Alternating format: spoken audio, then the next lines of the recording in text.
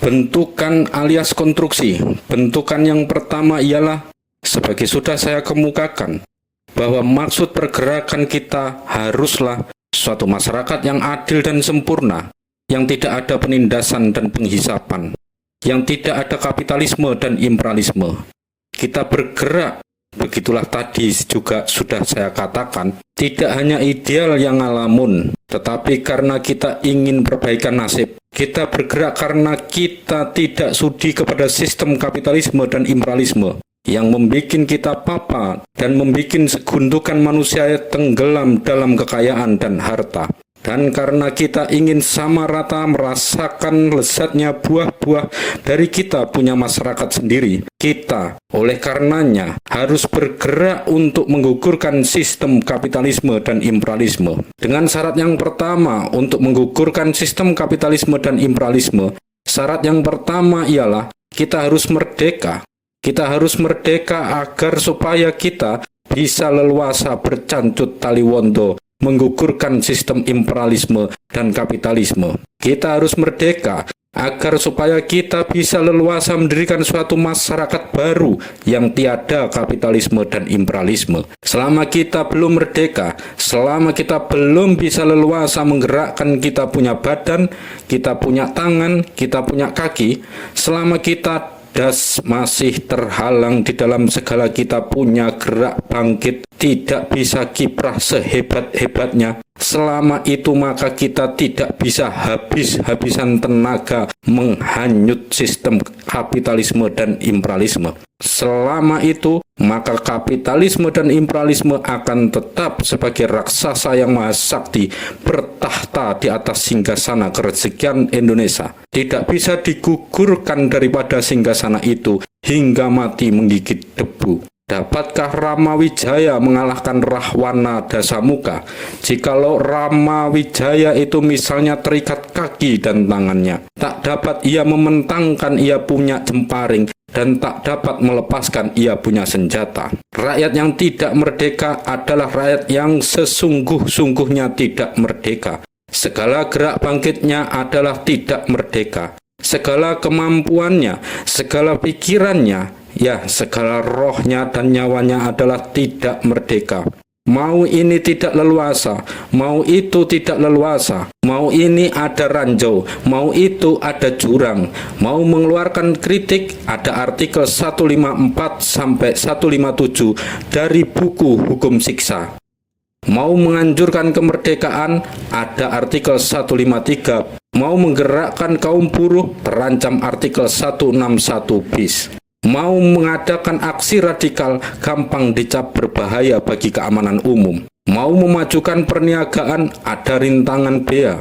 Mau memajukan sosial ada macam-macam syaratnya. Pendek kata, mau ini ada duri, mau itu ada paku. Oleh karena itu, maka kemerdekaan adalah syarat yang maha penting untuk menghilangkan kapitalisme dan imperialisme. Syarat yang penting untuk mendirikan masyarakat yang sempurna, gedung Indonesia sempurna, di mana semua rakyat jelata bisa bernaung dan menyimpan dan memakan segala buah-buah kerezekian dan kekulturan sendiri, di mana tidak ada kepapasengsaraan pada suatu pihak dan keraja benaran dari pihak lain. Gedung Indonesia sempurna itu hanyalah bisa didirikan di atas buminya Indonesia yang merdeka. Gedung Indonesia sempurna itu hanyalah bisa didirikan jikalau pandemen-pandemennya tertanam di dalam tanahnya Indonesia yang merdeka. Tetapi gedung Indonesia sempurna itu juga hanyalah bisa didirikan oleh Marhen Indonesia. Bila mana Marhen adalah leluasa mendirikannya, tidak terikat oleh ini, tidak terikat oleh itu, yakni bila mana Marhen dan tidak pihak lain mempunyai kemerdekaan gerak bangkit yang tak terhalang-halang. Oleh karena itu, maka Marhen tidak saja harus mengikhtiarkan Indonesia merdeka, tidak saja harus mengikhtiarkan kemerdekaan nasional, tetapi juga harus menjaga yang di dalam kemerdekaan nasional itu kaum Marhenlah yang memegang kekuasaan dan bukan kaum borjuis Indonesia, bukan kaum ningrat Indonesia, bukan kaum musuh Marhen bangsa Indonesia yang lain-lain. Kaum marhenlah yang di dalam Indonesia merdeka itu harus memegang teguh-teguh politik Marx. Jangan sampai bisa direbut oleh lain-lain golongan bangsa Indonesia yang musuh kaum marhen. Lihatlah di negeri Belanda, lihatlah ke negeri Prancis, lihatlah ke negeri Jerman, Inggris, Amerika, Italia, dan lain-lain. Semua negeri-negeri itu adalah negeri yang merdeka. Semua negeri-negeri itu adalah berkemerdekaan nasional. Semua negeri-negeri itu adalah bebas dari pemerintahan asing. Tetapi tidakkah kaum marhen di negeri-negeri itu berat sekali perjuangannya, ingin menggugurkan kapitalisme? Tidakkah kaum marhen di negeri-negeri itu maha sukar sekali usahanya mendongkel akar-akarnya kapitalisme? Tidakkah kaum marhen di situ sudah hampir 1 abad boleh dikatakan sia-sia bermandi keringat? Ya, kadang-kadang bermandi darah, ingin menjebol kapitalisme yang mensengsarakan mereka. Tidakkah kaum marhen di situ sampai kini masih bongkok, punggungnya diduduki oleh kapitalisme yang mengikel-ngikel mereka, mengentrong-ngentrong mereka, memperbudak mereka, memperbinatangkan mereka sampai ke dasar-dasarnya neraka kesengsaraan dan neraka kelaparan. Apakah sebabnya begitu? Sebabnya ialah bahwa kaum marhen di negeri-negeri itu sampai kini belum memegang politik Marx, belum memegang kekuasaan negeri, belum memegang kekuasaan pemerintah. Politik Marx sampai kini adalah di dalam tangannya kaum kapitalisme sendiri, di dalam tangannya kaum borjuis sendiri, di dalam tangannya justru itu kaum yang menjadi tulang punggungnya sistem yang mereka lawan itu. Segenap aparatnya politik Marx itu adalah dipakai senjata oleh kaum borjuis untuk memagari sistem kapitalisme dan untuk menghantam aksinya kaum marhen yang mau meruntuhkan kapitalisme.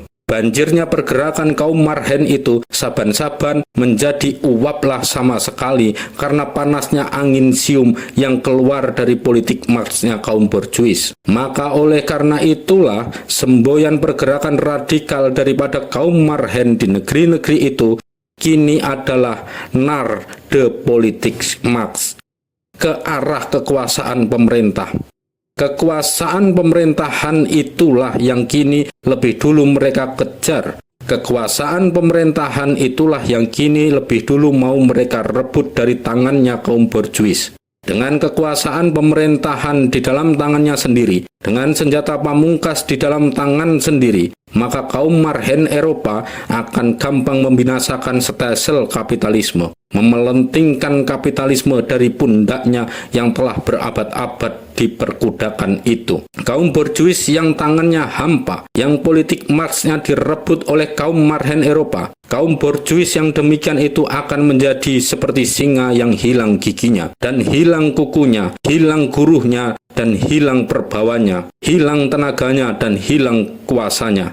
Lemah, lemas, dan mati semua kutu-kutunya. Tak kuasa sedikit jua pun melindungi dan mempertahankan stelsel kapitalisme yang mereka sembah dan mereka puja. Nah, kaum marhen Indonesia pun oleh karenanya harus insaf bahwa mereka punya perjuangan akan tak perlu mereka perpanjangkan. Kalau pada saat datangnya Indonesia merdeka itu, politik Marx jatuh ke dalam tangannya kaum borjuis atau kaum ningrat Indonesia, kaum marhen Indonesia pun harus insaf bahwa mereka baru bisa segera menjatuhkan stelsel kapitalisme dan imperialisme hanya jikalau pada saat berkibarnya bendera kemerdekaan nasional, merekalah yang menerima warisan politik Marx dari overhearsing asing. Kaum marhen Indonesia pun harus menjaga jangan sampai politik Marx itu jatuh ke dalam tangannya pihak borjuis dan ningrat Indonesia. Menjadi mereka harus membanting tulang mendatangkan kemerdekaan nasional,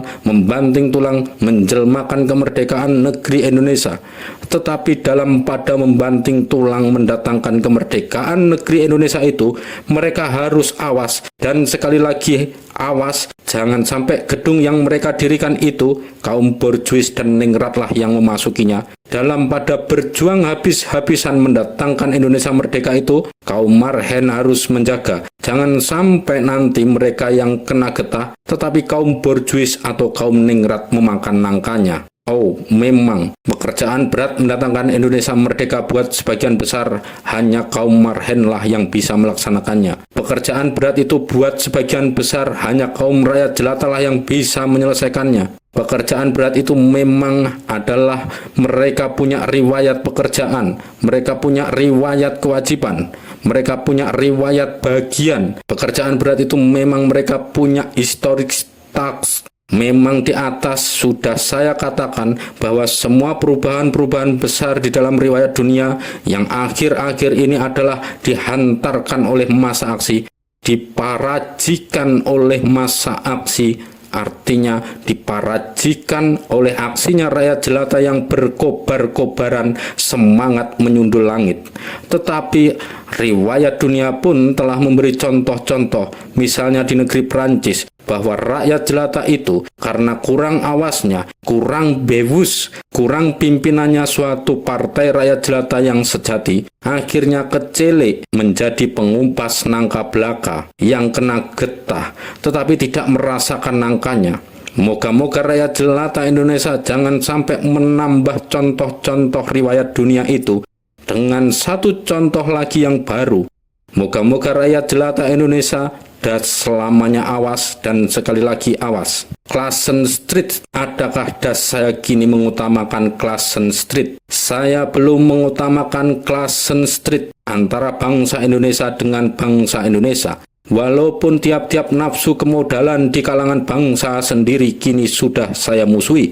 Saya seorang nasionalis yang selamanya buat mencapai Indonesia merdeka, memusatkan perjuangan kita di dalam perjuangan nasional. Saya selamanya menganjurkan supaya semua tenaga nasional yang bisa dicapai menghantam musuh untuk mendatangkan kemerdekaan nasional. Haruslah dihantamkan pula de social tegelix worden in overix leden in national forven owits Gevoten. Pertentangan sosial di negeri-negeri yang tak merdeka diperjuangkan secara nasional. Begitulah juga Heritage Roland Hoss berkata. Tetapi kemerdekaan nasional hanyalah suatu jembatan, suatu syarat, suatu street moment. Di belakang Indonesia merdeka itu kita kaum marhen masih harus mendirikan kita punya gedung keselamatan, bebas dari tiap-tiap macam kapitalisme. Oleh karena itu, maka apa yang saya tuliskan di atas adalah berarti menganjurkan supaya marhen awas.